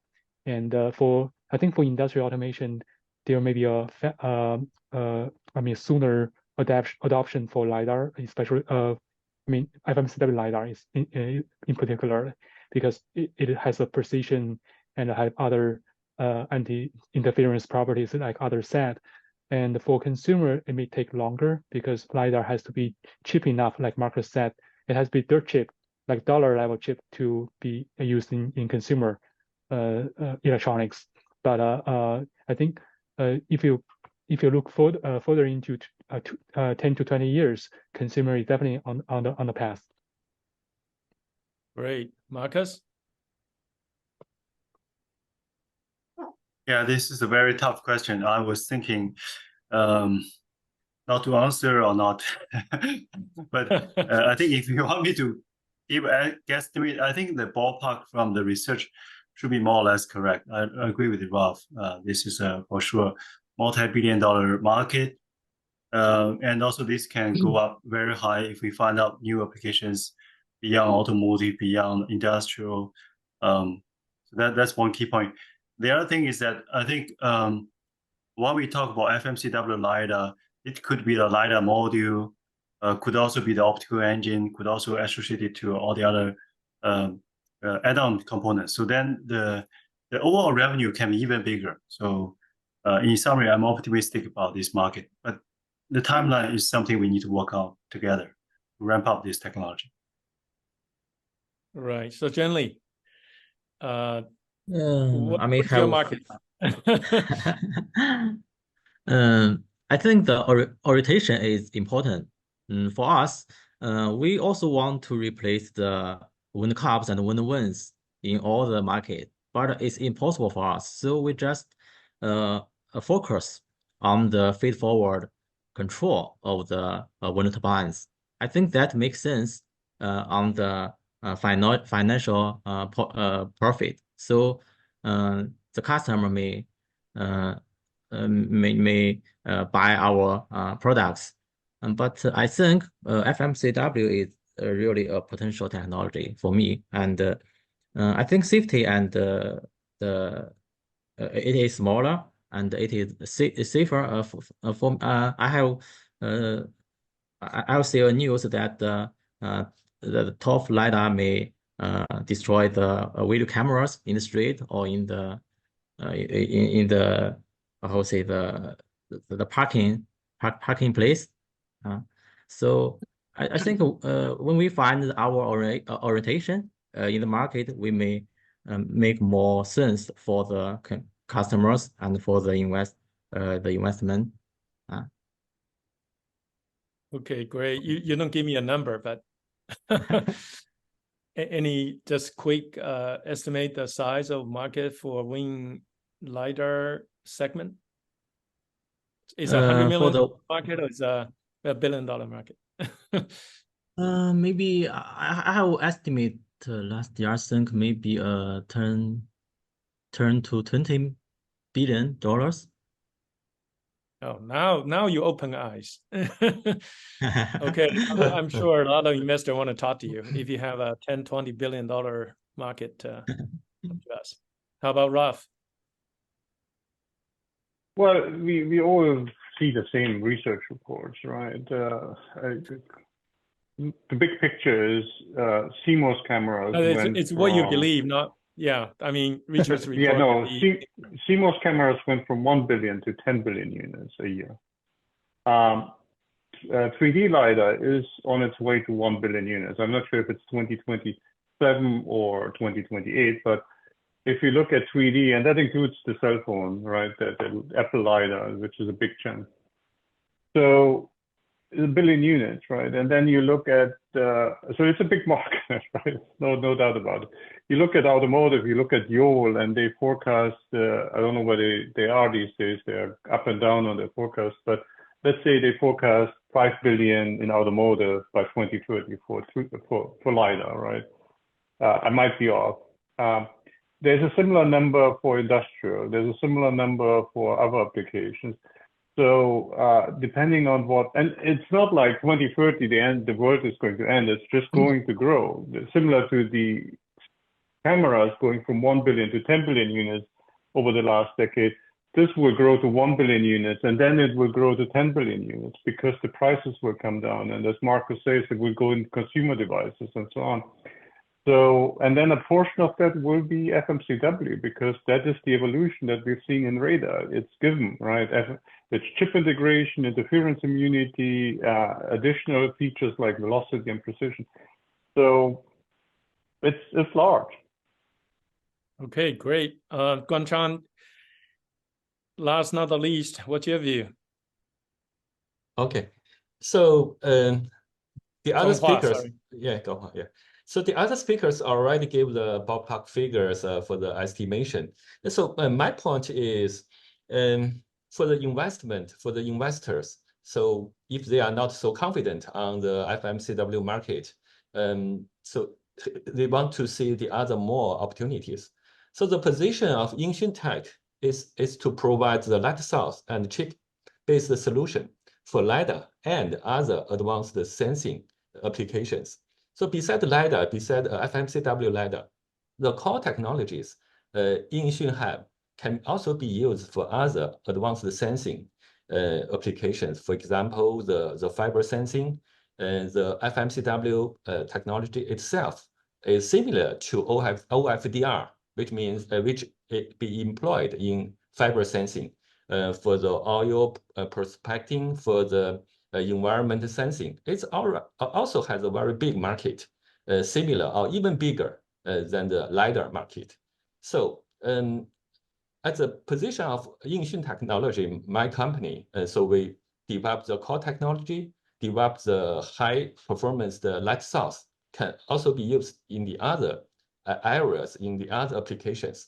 So if the investor is not so confident on LiDAR market, so he can invest on us. We have the other opportunities.